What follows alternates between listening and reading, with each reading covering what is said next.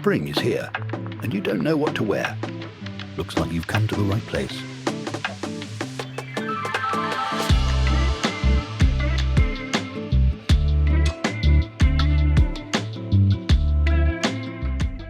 I think I have impeccable timing to start when a siren is going by. Hey guys, it's Jess. What's up? Welcome back. I hope everybody is having a fabulous spring day so far. Today, the vibes are high. The weather, it is 45 degrees, but hear me out. The sun itself is so warm and delicious. I stood in front of my window this morning, and if I close my eyes, the sun is warm enough that it feels like mid-late spring, early summer, and it was truly a great way to start the day. Speaking of spring, why we've all gathered here today to do some spring outfits. I've got 20 spring outfits for you. I feel like fall winter, my style is a lot more low-key, fall or autumn inspired colors, but in the spring and summer, I really have so much fun with prints, mixing prints, playing with colors, doing a lot more with color theory. So I am very excited to share these outfits with you. And if you want to check anything out, I will have everything linked below. If it's thrifted, vintage, sold out, I will have similar items. And if you guys ever need recommendations for things, I have things linked on my Shop My,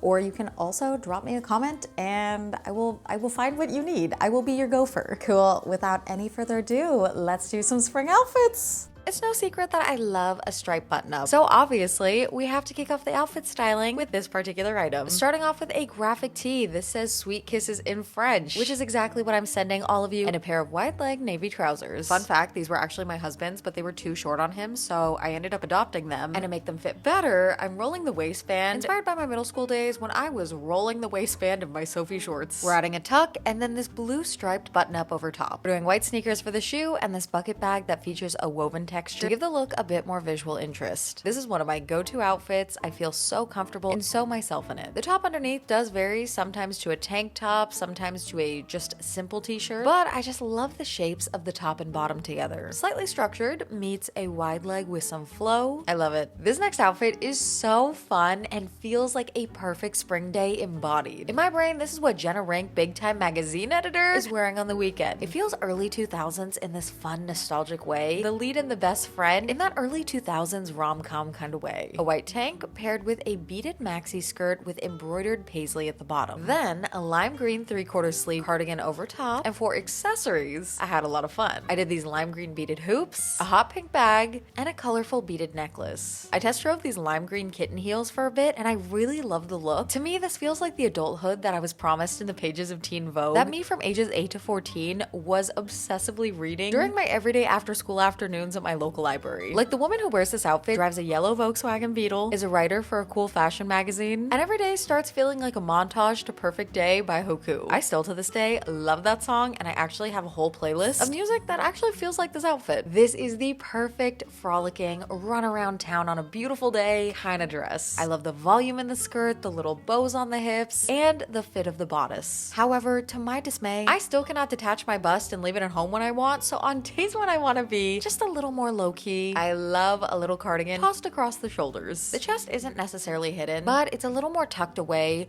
which if you are busty, you know it's kind of nice sometimes. I love the print on this. I think it adds a gorgeous little pop of something to this outfit. We're keeping it classic with my favorite spring summer shoe and a woven crossbody cassette bag. I'm pairing fragrances with several of these looks to set the vibe and also share some of my favorite fragrances with you, because I feel like I never talk about perfumes or fragrances. So for this look, I'm spritzing Vacation signature scent. It smells like a beautiful day at the beach. Sun-kissed skin, breezy air, reapplying your sunscreen as the waves lap the shore. Truly perfect for a day of frolicking. Another favorite dress of mine is this white tiered maxi dress. I actually bought this while solo traveling in France 2 summers ago, and it has become one of my favorite spring summer go-tos. Anywho, a color combo I love is chocolate brown and a powder blue. We're doing another over-the-shoulder cardigan because in spring, no matter the temperature, you never know if it's gonna be a cold or hot version of the temperature. And then we're styling it with this thrifted chocolate brown woven bag. I spritzed on this Rare Beauty body and hair mist, and this scent smells like spring. It's bright, it's peachy, kind of fresh wash laundry. Honestly, it smells like the ideal Sunday spring reset. Initially, I styled this outfit with these super cute brown suede sneakers, but I felt they were just a bit too eye-catching. So I swapped to this pair of ballet flats in a softer shade of brown, and this tied the outfit together just right. Super chic, easy to throw on, and features the prettiest simple color pairing. We're gonna restyle this dress because in this outfit video, I wanted to reuse some pieces in my wardrobe that for me, I reach for time and time again. Kind of change up the vibe depending on accessories, because I feel like currently with all that's going on, and with so many folks being on a no buy, a low buy, or a very intentional spending kind of time period, I also want to highlight how you can maximize your wardrobe and restyle things and really make the most out of your pieces. This look is going to be for those of you who don't love too much color, but you're interested in incorporating a touch here and there. So we're starting with a black cardigan over top. I like to open up the neckline a bit by folding in the corners of the cardigan. Next, we're pulling in our pop of color through these super cute red flats. They're squared off in the toe, which I think is a really fun design detail, and feature a buckle with silver hardware. I wanted to plus up the volume in this look because it is more simple color palette wise, so I'm reaching for my ludicrously capacious basket bag. I love that the shape echoes the inverse of this outfit, with the fuller portion of the bag being opposite the fullness of the skirt. I love the simplicity of this outfit, and I love that you can add a little bit here and there and truly adjust it to how you like by just continuing to add additional accessories. Maybe you're watching this and you're like, Jess, can we please see some more pants or jeans outfits? You got it. So I love a good Canadian tuxedo, aka denim on denim. I love how this lighter wash denim button-up styles with this pair of dark wash barrel jeans. I think the contrast is so striking, but melts together so well. We're using those red flats once again to throw in an unexpected pop of color, and we're keeping the bag simple with that brown woven bag. A clothing item I forever get compliments on is this pair of green velvet floral pants. The vibe nods toward the 70s with a warmer hue as the undertone, so I like to lean into this with a warmer color palette. We're doing a camel colored cardigan, my Mary Janes, and that cassette style crossbody featuring a warmer hued weave. Now to make the look feel more intentional, I'm pulling a page out of Fred Jones' book and adding a little ascot on. I love the print and the colors in this. It's so delicately funky. This is also something I get so many compliments on. My use of ascots and neckerchiefs, so many people love them. They're such a simple accessory to add. You can always find them at the thrift, and they really add that je ne sais quoi to an outfit.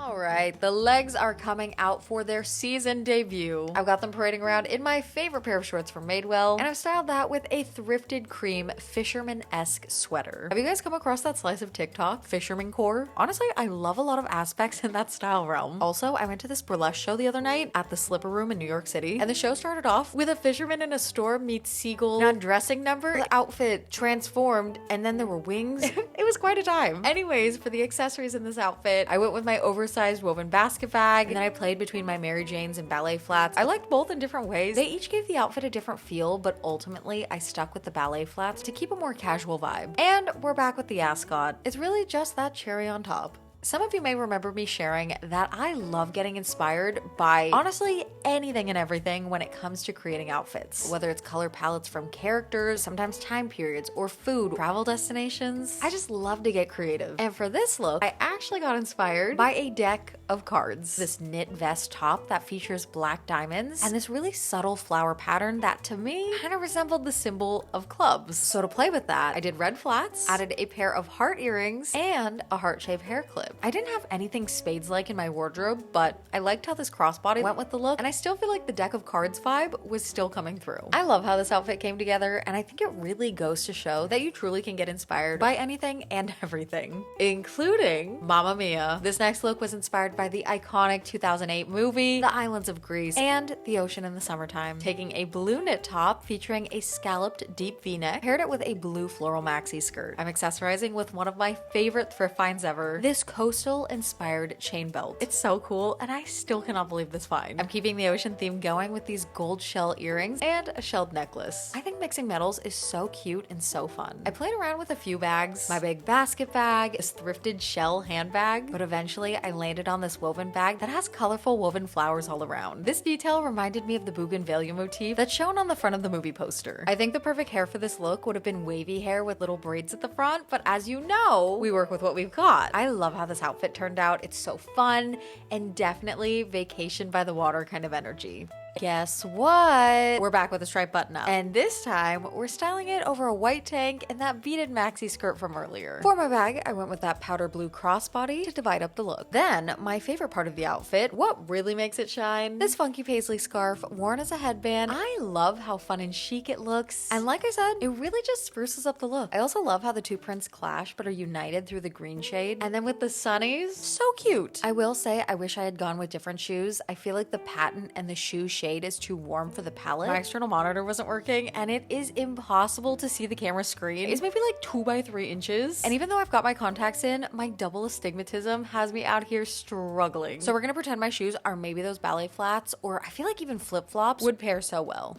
Okay, out of all the striped button outfits, the striped button-up outfits in this video, I have to say, this one is my absolute favorite. It is my perfect style collision of whimsical, elevated, and cozy. The base is ultra simple with a cream knit tank and my dark wash barrel jeans. Jewelry is super simple with my little bean necklace and gold twisty hoops. For shoes, my red flats. Then I'm adding an oversized red and white striped button-up over top, and of course, I gotta roll the sleeves. I was really inspired by the classic triadic color pairing for this one of red, yellow, and blue, but shown a little more subtly with the yellow coming through, weave of my bag, and the gold in the accessories. And while this look was already so freaking cute, I have one more addition that truly notches up the fit. My crochet strawberry bandana. I really love this outfit so much. It's springy, it's fun, it's so comfortable.